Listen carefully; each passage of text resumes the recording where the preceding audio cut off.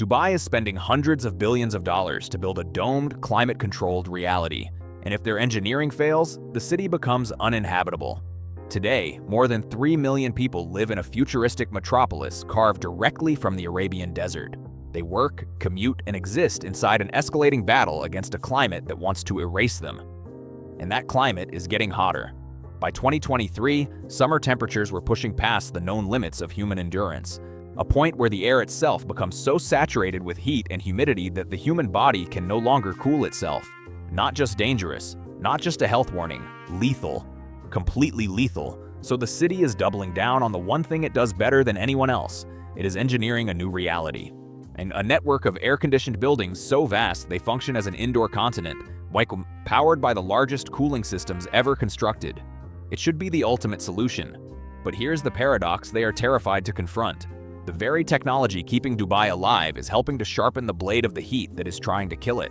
The city is locked in an arms race against physics. So the real question is, did Dubai just pioneer the blueprint for urban survival in a warming world? Or did they just build the planet's most elaborate and expensive gilded cage on the edge of an impossible future? This isn't just a story about a hot city.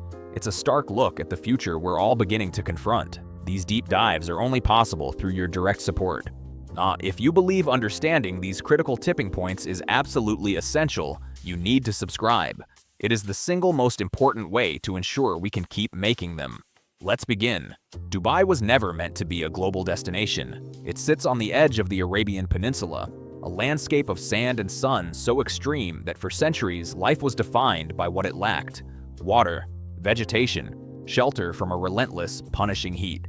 Annual rainfall is almost non-existent. Summer temperatures have always been brutal, a known quantity that dictated the rhythms of life. Before the glass and the steel, this was a small, resilient community of pearl divers and traders.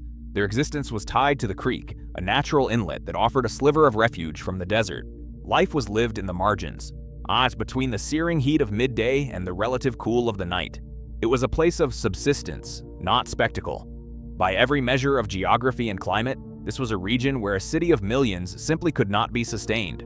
And yet, one of the world's most iconic skylines now pierces the desert haze. In 1960, Dubai was a town of 40,000 souls. Humble, resilient, and largely unnoticed by the outside world. Then came the discovery of oil in 1966, and with it, the ambition to build something entirely new. The city's leadership did not see the desert as a limitation. They saw it as a blank canvas. The population surged. The ambition grew. The first skyscraper, the Dubai World Trade Center, was completed in 1979, a lonely sentinel in a sea of sand. It was a declaration of intent. By the 2000s, that declaration had become an explosion.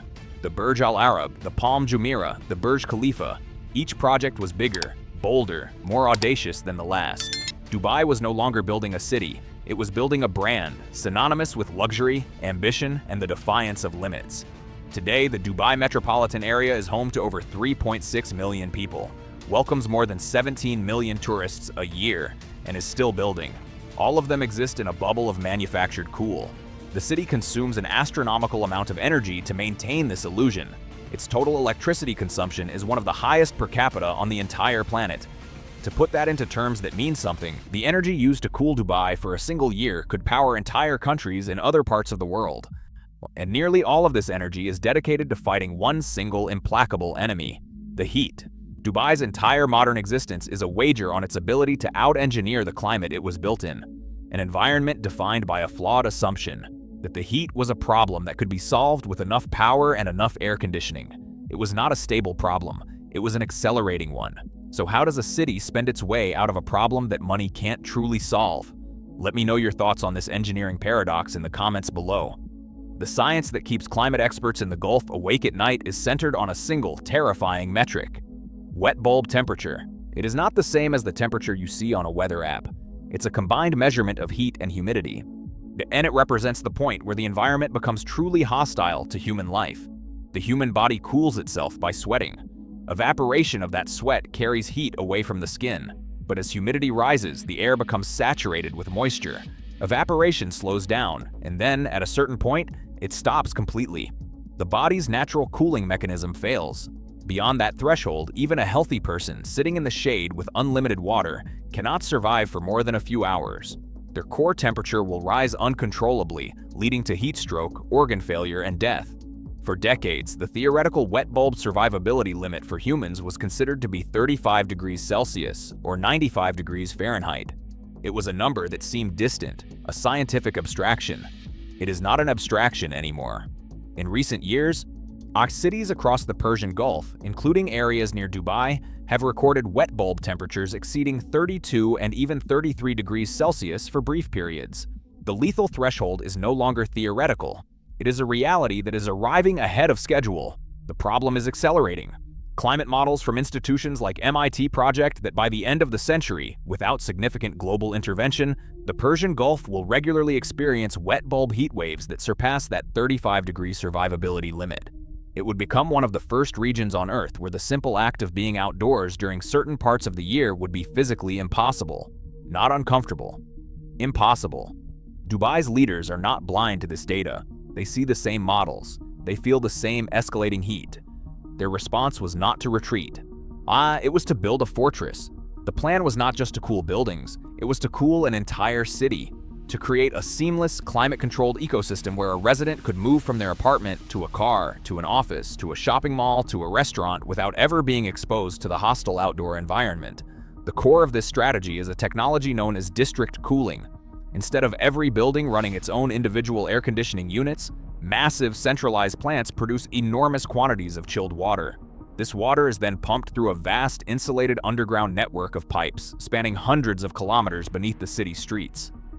Individual buildings tap into this network, while using the chilled water to cool their internal air before sending the warmer water back to the central plant to be chilled again. It is incredibly efficient on a massive scale. A single district cooling plant can replace thousands of individual AC units, saving energy and maintenance costs. Companies like Empower, the world's largest district cooling provider, operate a sprawling infrastructure that is a hidden, vital organ of the city. It is an engineering marvel. It is also an energy monster. These plants consume gargantuan amounts of electricity and water to function. They are the beating heart of Dubai's artificial climate, the life support system for a city on a warming planet. The scale of this operation is almost impossible to comprehend. If you're finding this analysis valuable, take a second to hit the like button and share this with someone who needs to see it. And if you haven't yet, this is your reminder to subscribe. Every single subscriber helps us go deeper on these stories that define our future. The ambition extends far beyond simple cooling. Dubai is aggressively connecting its cooled spaces. The Dubai metro system is entirely air-conditioned, with enclosed, cooled walkways connecting stations to adjacent malls and office towers. Projects like the Mall of the Emirates, famous for its indoor ski slope, a mountain of man-made snow in the middle of a desert, are not just novelties. They are statements of philosophy, that any environment, no matter how extreme, can be replicated and controlled with enough energy and engineering. Plans have been floated for climate-controlled boulevards, cooled beaches, and even a completely enclosed, domed city spanning nearly 50 million square feet. A city within the city where the weather is always a perfect 24 degrees Celsius. It is the ultimate expression of the Dubai model. If the outside world becomes uninhabitable, you simply build a better inside world. The engineering is breathtaking. The vision is unparalleled. But the solution has created its own, more complicated problem. A feedback loop that the city's planners are only now beginning to fully acknowledge. Every action has an equal and opposite reaction, and the action of cooling Dubai on this titanic scale is making the city itself hotter. This is not opinion, it is physics. The urban heat island effect is a well-documented phenomenon where cities are significantly warmer than the surrounding rural areas. Asphalt, concrete, and steel absorb and retain solar radiation far more effectively than natural landscapes. In Dubai, this effect is supercharged, but the biggest contributor is not the buildings themselves. It's the waste heat from the systems designed to cool them. Air conditioning units do not destroy heat, they move it. For every degree of cooling created inside a building, an even greater amount of heat is exhausted into the air outside. The district cooling plants, for all their efficiency, are essentially giant heat pumps dumping thermal energy into the ambient environment. The city is literally breathing fire on itself to stay cool. Studies have shown that waste heat from air conditioning systems can raise nighttime temperatures in dense urban areas by several degrees Celsius. In a city already teetering on the edge of survivability, a few degrees is not a small number. It is the difference between dangerous and lethal. The deeper paradox lies in the energy source. While Dubai is making massive investments in solar power, a significant portion of its electricity is still generated by burning natural gas. Every kilowatt hour used to power the pumps, chill the water, and run the compressors releases carbon dioxide into the atmosphere. The local solution of air conditioning is directly contributing to the global problem of climate change, which in turn makes the local problem of extreme heat even worse. It is a perfect, terrifying cycle. Dubai is caught. It cannot survive without its cooling infrastructure. But the very operation of that infrastructure is exacerbating the conditions that make it so necessary. For every billion spent on a new cooled dome or underground network, the temperature dial on the planet ticks a little higher.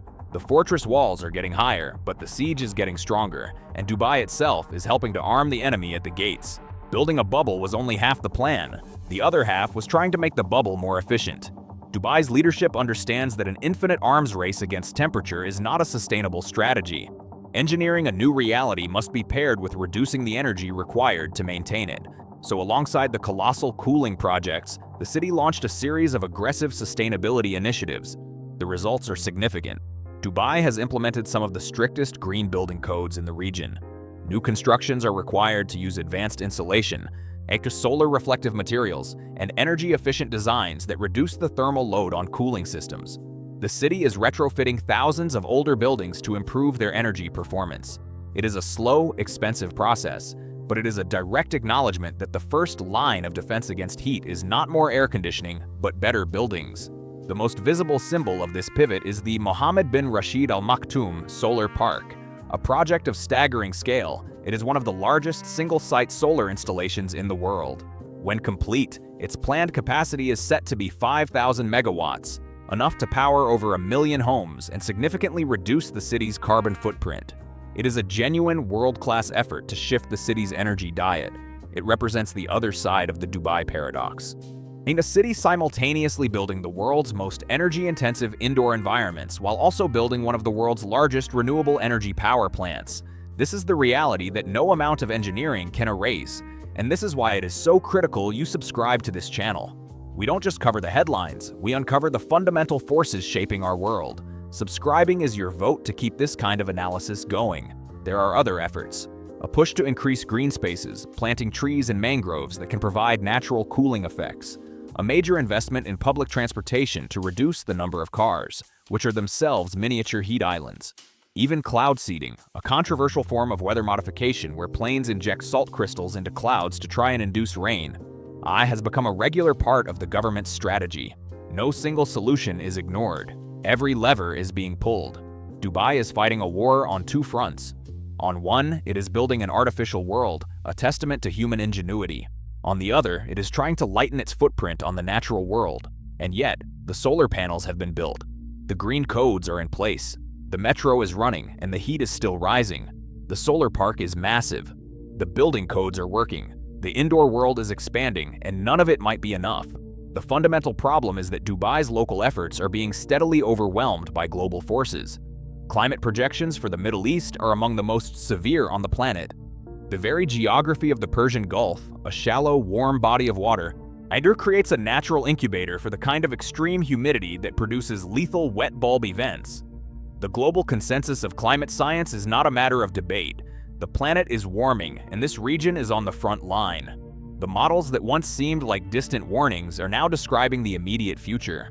What scientists called a worst-case scenario for the Gulf in the year 2100 is now being discussed as a potential reality by 2070 or even 2050. The city's cooling infrastructure is designed for the world of today. It is not necessarily designed for the world of tomorrow. The district cooling networks have a maximum capacity. The power grid has a breaking point.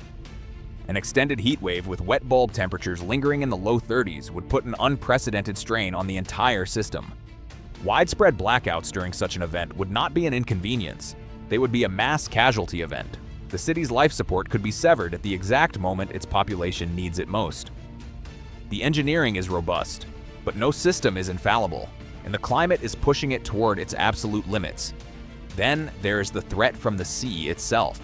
As global temperatures rise, so do sea levels. Much of Dubai, including its most iconic and valuable real estate, is built at or just a few meters above sea level.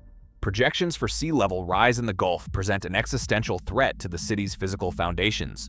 The cost of building seawalls and flood defenses to protect trillions of dollars in real estate could dwarf even the cost of the cooling infrastructure. The city finds itself caught between two closing walls, needing a sea that is rising and a sky that is burning. Paleoclimate data reveals an even more unsettling truth. The climate of the past was not always as stable as the one in which our modern civilization was built. The Earth has seen abrupt, rapid shifts in climate before. The idea that the climate will change in a slow, linear, predictable fashion is a convenient hope, not a scientific certainty. Dubai built its gleaming towers in a brief, unusually stable climatic window. That window may be closing. The final, uncomfortable truth is that Dubai created a model of hyperdevelopment that is now uniquely vulnerable to the consequences of that same model. For decades, the global economy that made Dubai possible was powered by the very fossil fuels that are now destabilizing the climate. The city is a monument to an era of energy abundance. And it must now face a future where the byproducts of that abundance threaten its very existence. The engineering can build domes, it can chill water, it can create snow in the desert, but it cannot change the fundamental chemistry of the atmosphere. The cooling systems buy time. They provide shelter, but they do not solve the heat. And the heat is still winning. Dubai is not a failure, not yet. It is something far more complex, a laboratory for the 21st century, a city that saw an impossible future approaching and wagered everything on its ability to engineer a way through it. The district cooling networks are real. The solar park is real. The city functions today as a thriving metropolis in conditions that would have been unthinkable a generation ago. That is a stunning achievement, but Dubai is also a warning. It is the most extreme example of a problem that every city will eventually face. Phoenix is watching the same temperature graphs. Delhi is wrestling with the same wet bulb events. London and Paris are now experiencing heat waves that their infrastructure was never designed to handle. Dubai is simply living in the year 2050 today. Its experiment forces a question upon all of us. Is this the future? A world of indoor people living in climate-controlled bubbles, powered by vast energy grids, perpetually hiding from an outdoor environment that has become hostile? Or is there another path? The choices Dubai makes in the next decade, how it powers its growth, how it balances development with sustainability, how it confronts the feedback loop of its own survival, will have implications far beyond its borders. The domed city is a technological marvel, but it is also a potential trap. A beautiful, air-conditioned cage on a planet that is slowly heating up. The question is not whether the engineering can hold. The question is what kind of world we are building on the other side of the glass. The chilled water still flows. The towers still stand. But somewhere in the desert air, the clock is running faster than ever before. If this story opened your eyes, share it with your family and friends. These are the conversations we all need to be having, and hit that like button to help this documentary reach more people.